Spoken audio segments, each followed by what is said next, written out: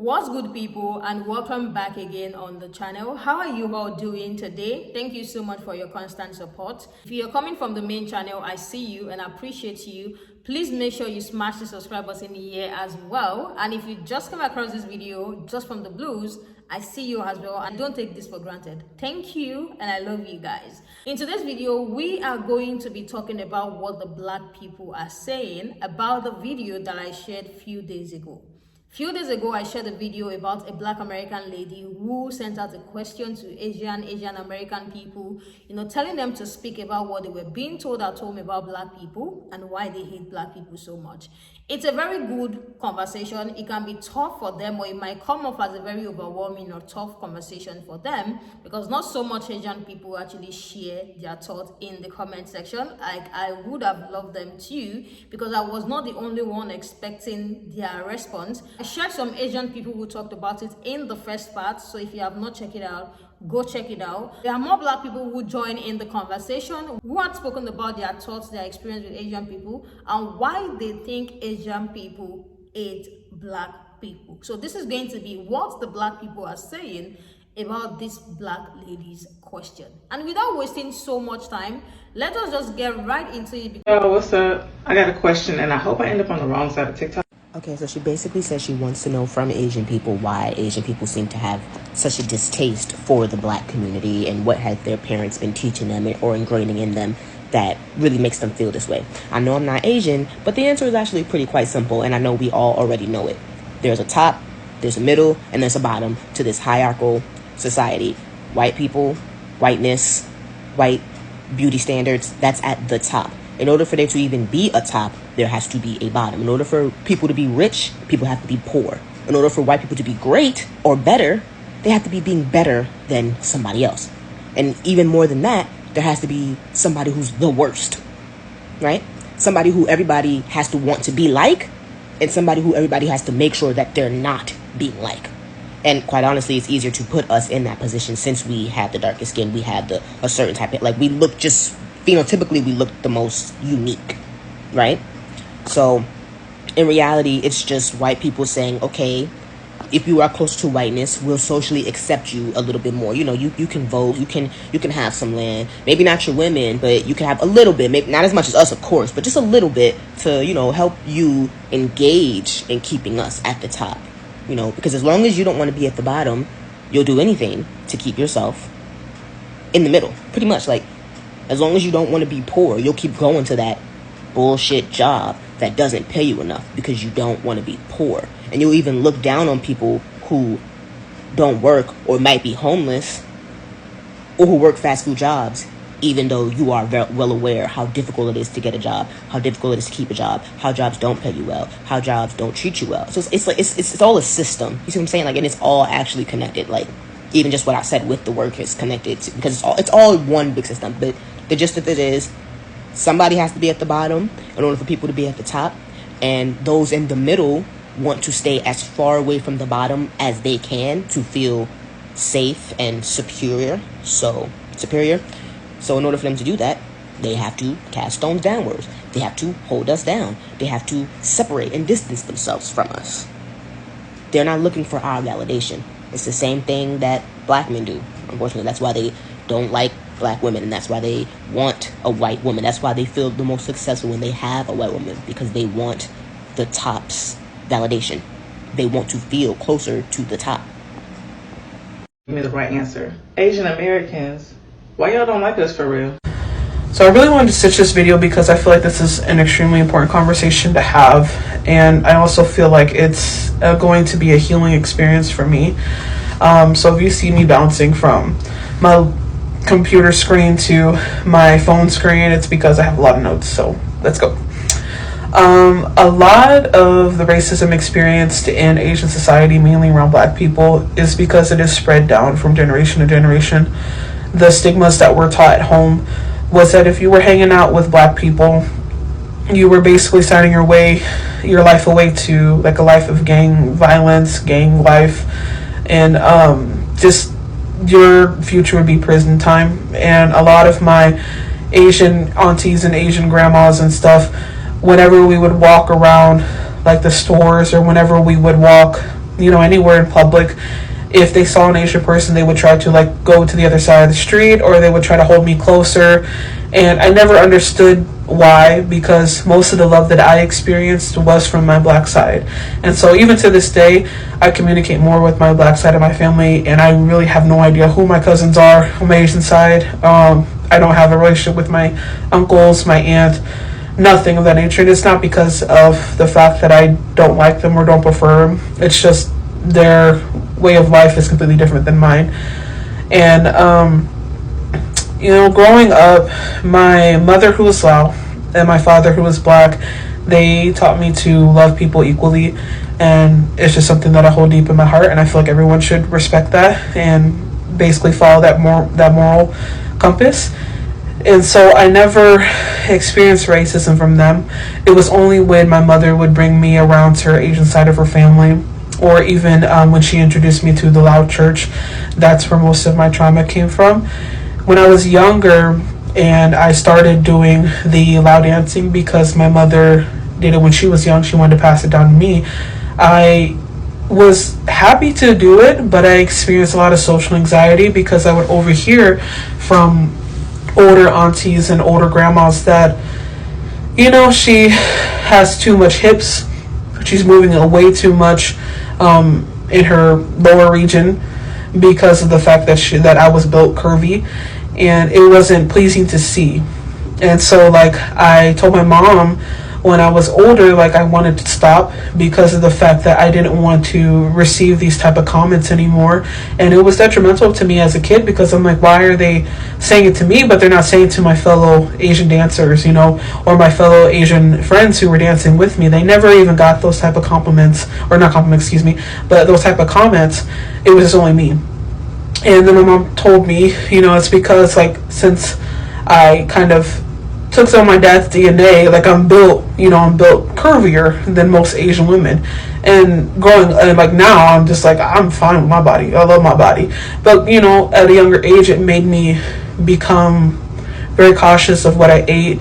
It made me more inclined to be athletic because I wanted to lose weight so bad. I wanted to be that skinny Asian model, but there was nothing wrong with me, and it was just those nasty opinions from the older generation, which they then passed on to their kids, and they started to believe it, that really disrupted my way of thinking.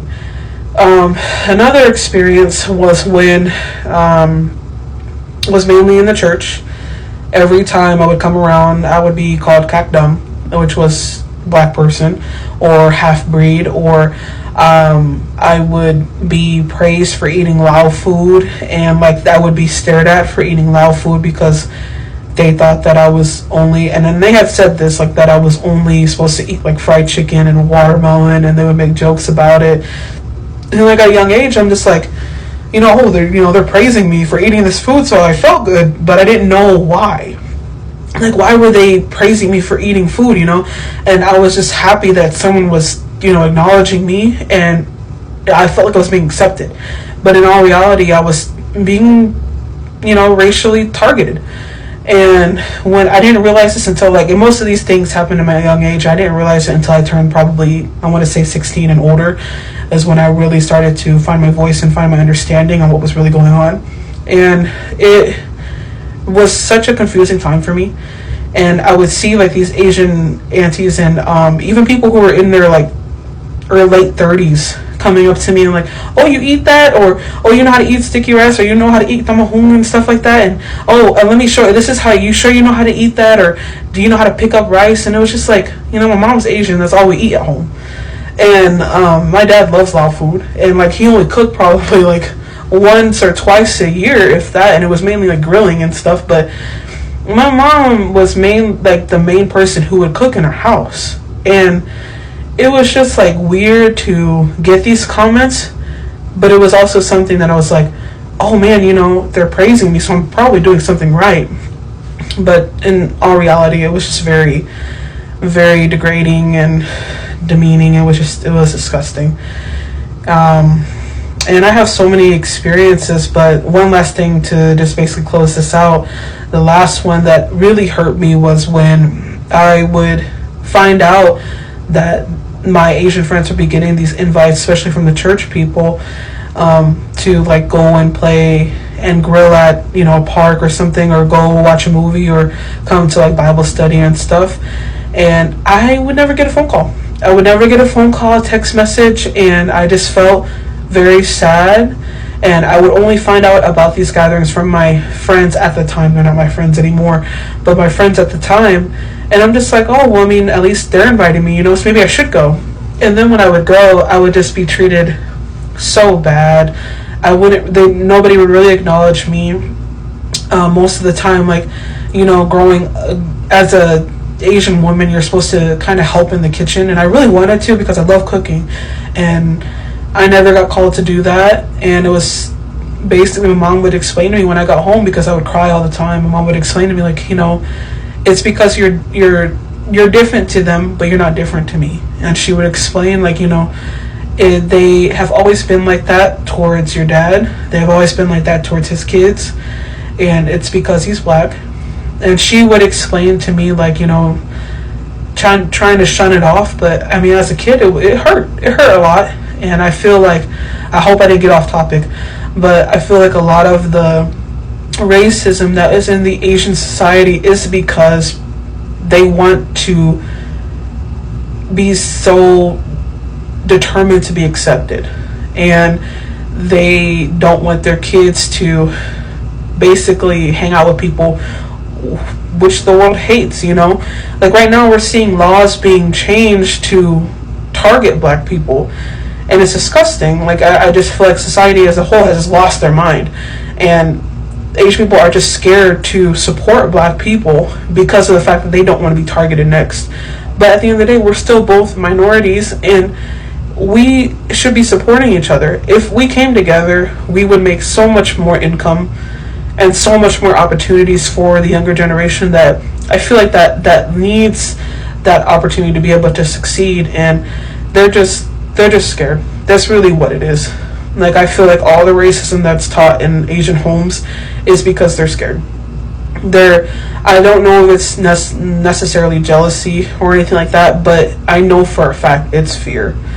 And even now, like, I'm working towards my bachelor's degree and stuff, they're still shocked, but like, they're shocked that I'm even in college, but they're still like, oh, well, she'll probably not make it because she's black, she's not gonna get that degree. But you know what, it is what it is. I experienced what I experienced. I learned what I experienced, and I learned how to combat that. And I'm teaching my kid, who is a quarter Asian and majority black, that if they don't accept you, to one, stand up for yourself and prove them wrong.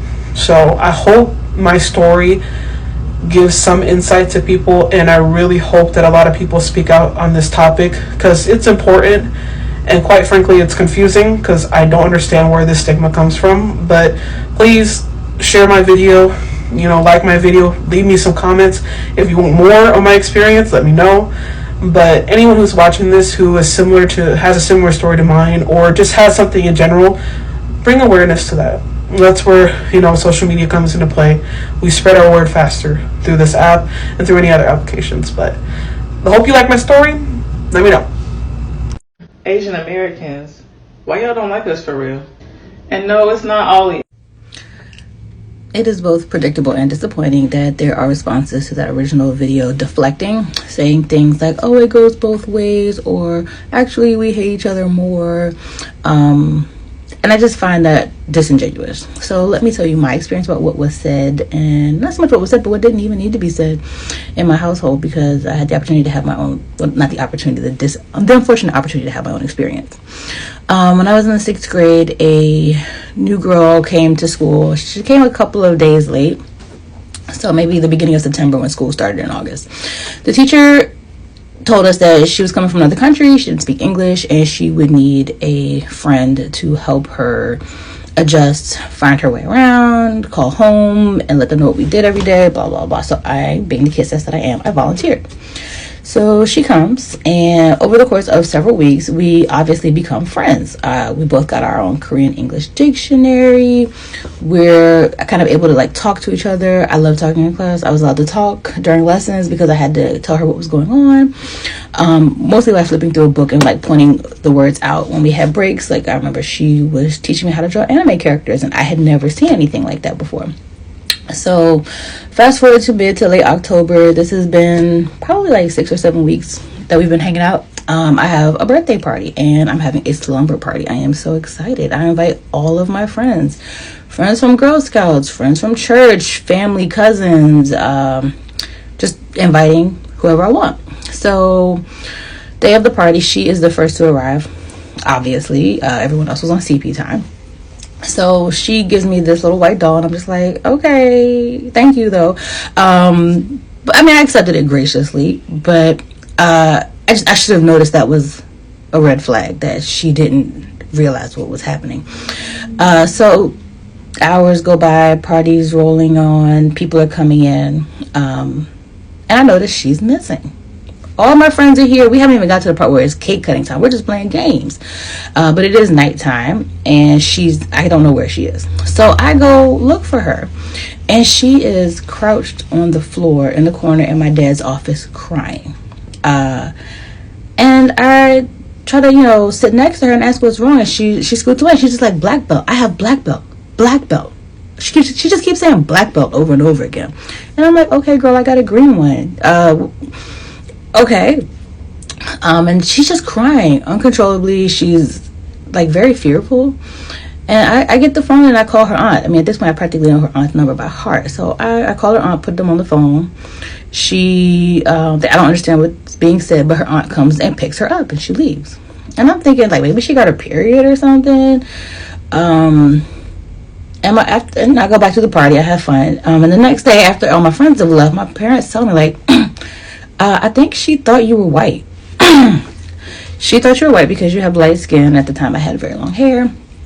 And when your other friends got here, she realized if everybody here is black, that means you're black. And I was like, no, that can't be it. But I get to school on Monday and she still won't speak to me. She's replaced me with a new school friend who has red hair, curly red hair and green eyes and freckles, so there's no mistaking that.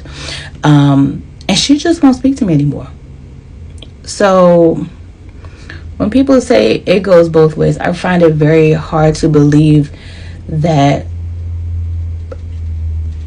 anybody else could that any one of us could get to know you for who you are, and then just simply find out an arbitrary fact like your race or your gender, and just all of a sudden be like, whoa, I don't know you, like we're not friends anymore, and just cut you off cold turkey off of the strength of your ethnicity alone. Like that's just wild to me. She never spoke to me again. She obviously never apologized, and that's something that I've carried with me for a very long time. Like to be turning 12 years old and experience racism like that firsthand is kind of traumatic.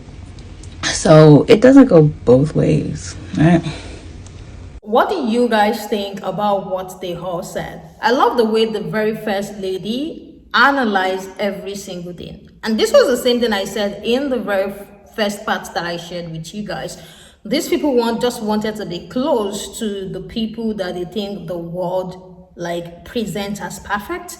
Like they want to be so close to them, because on the other hand, black people are seen as a loud, rugged, people, like people that the world does not like a lot of things does not benefit black people. These people's parents recognize the fact that a lot of things does not benefit black people, and they feel like if their own kids have so much to do, the demographic of people that the world sees as the bad egg, they are going to suffer from it as well. And this is the reason why they want to be so close with these palmed color people. They just want these people to be able to see them differently from black people, just so they are treated differently from black people as well. They just want their kids to benefit the same thing that white people benefit from. Because like I said, I love how she threw out that question that what were you told from home? It all started from home. And if you guys listen to the people who stitched this video in the part 1, you will understand that all of these things started from home. Even the lady that shared her experience, the second lady that stitched this video, where she talked about how she grew up from home,